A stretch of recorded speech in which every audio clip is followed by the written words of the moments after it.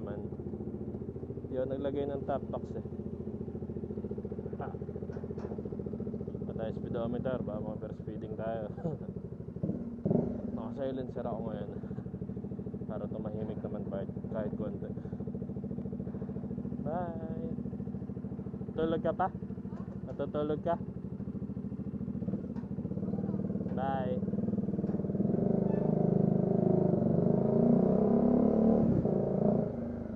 Silencer ako para medyo tumahimik. Kung kailan pa uwi na ako ng Bulacan, saka ako nag-silencer.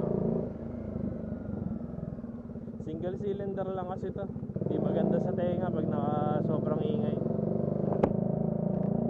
So yan, balik Bulacan ulit na tayo. Balita may aksidente daw sa Bulacan. yung tulay nasira kaya sobrang traffic sa NLEX. Pag sobrang traffic sa NLEX, di tayo service road.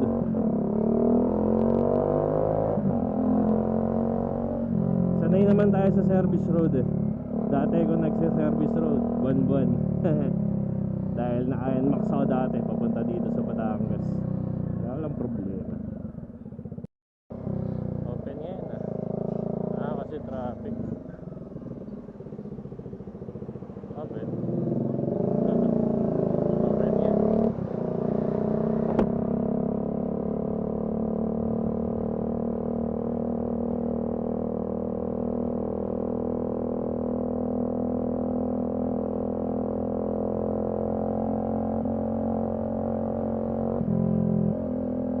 Kano kaya sisingilin sa atin? Naka-open eh.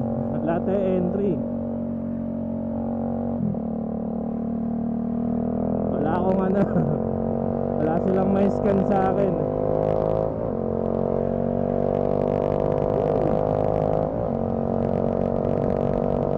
Lamig ng hangin ngayon kahit mag-alas mag-8, mga 7:30 na siguro ngayon.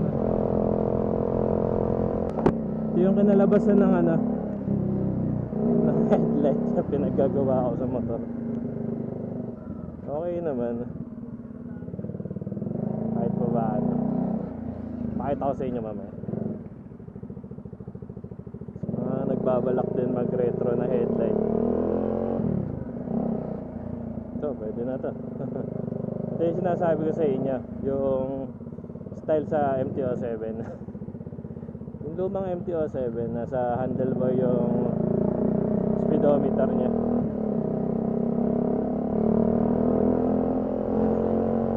Nilagyan ko lang siya ng bracket dito sa ilalim. Medyo paling patignan kasi hindi ko pa naayos. Natamad ako gawin. Masikip kasi dun sa sa bahay. Kaya hindi ko siya maayos nang nakaupo. Okay naman yung kinalabasan niya.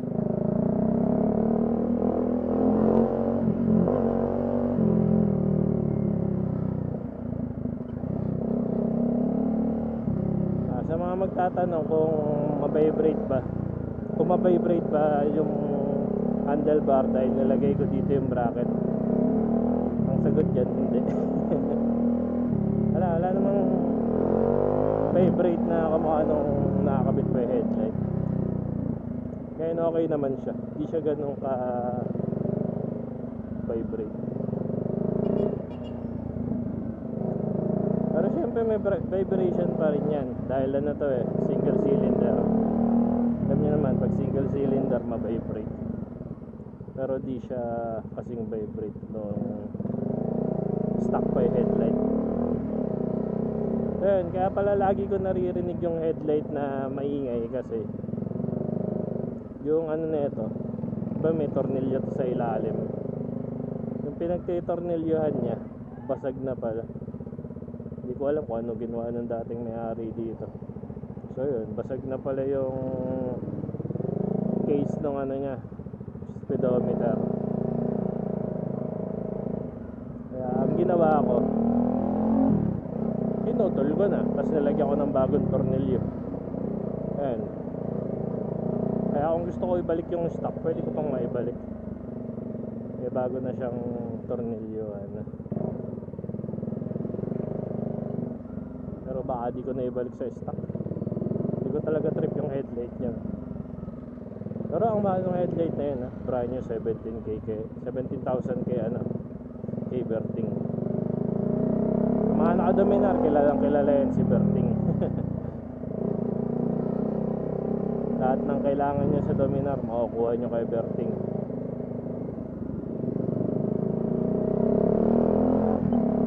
Ayun, pakita ko na sa inyo kung anong kinalabasan na ito pagdating natin dun. Pasok na natin.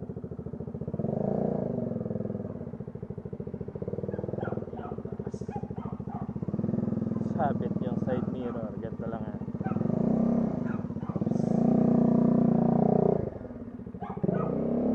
So ayan ang itsura mo, kita ba sa lamin? Lapit ako, diba? Ayan ang itsura niya. Side view.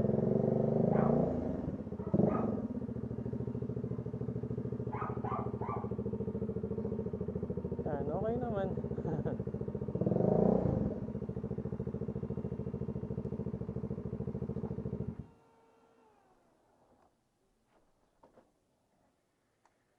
Sara lang natin yung gate. So ayan yung kinalabasan niya.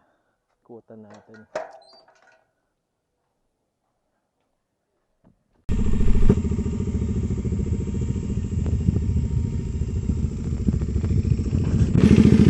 Ayan, cowling yan ng Harley Davidson na B-Rod.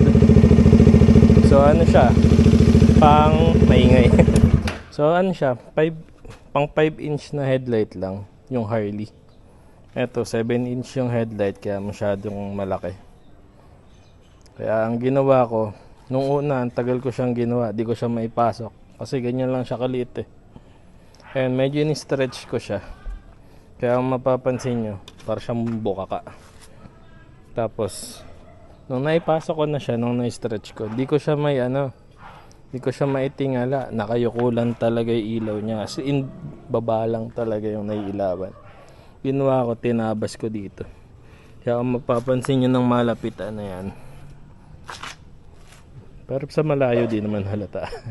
Tinabas ko siya, pati itong gilid na to, saka dito. Kasi nga, hindi siya fit sa 7-inch na headlight. Ano yan eh, pang 5-inch lang na 2012 na Harley Davidson na B-Rod. Ayan, side view niya, kita pa rin yung wiring, pero mas okay na yung side view niya na ganyan. Ayan, kita pa rin yung wiring.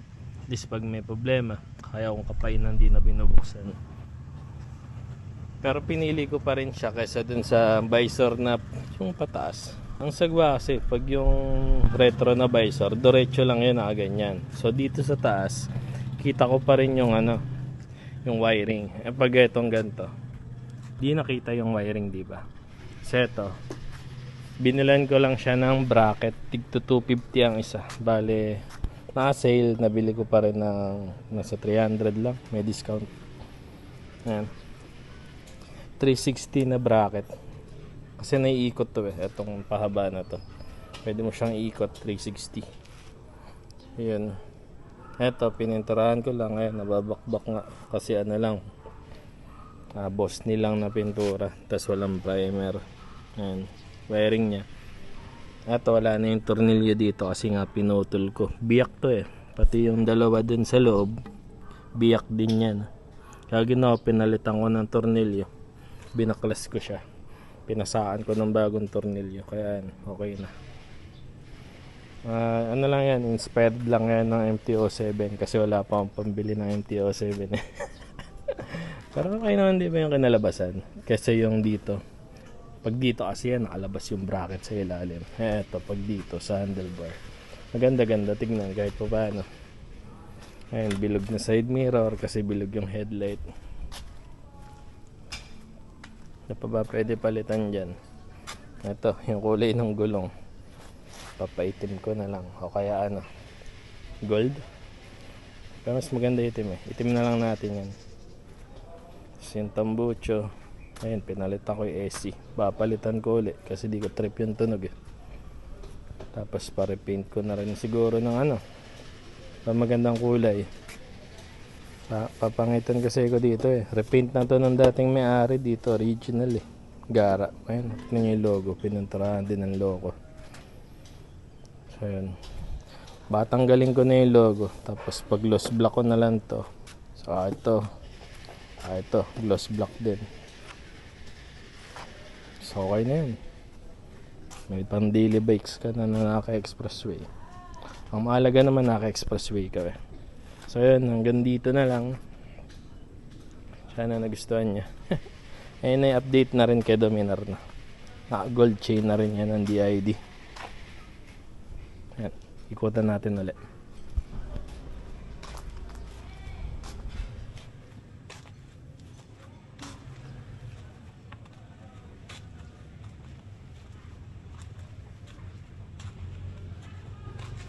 Ayan, sa mga nagbabalak mag-retro, pwede nyong gayahin. Ako lang gumawa.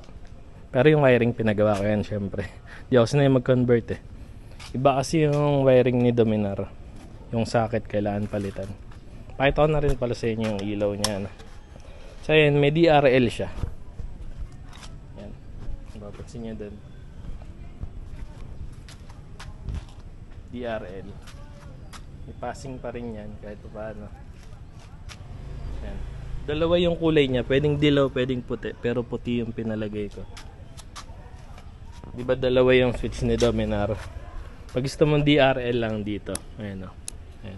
Pag gusto mo nang may ilaw. Ayan. Tapos pag high beam, low beam dito.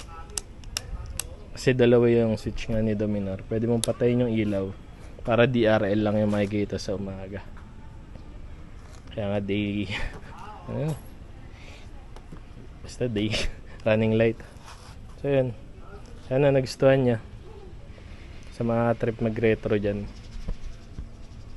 Bye.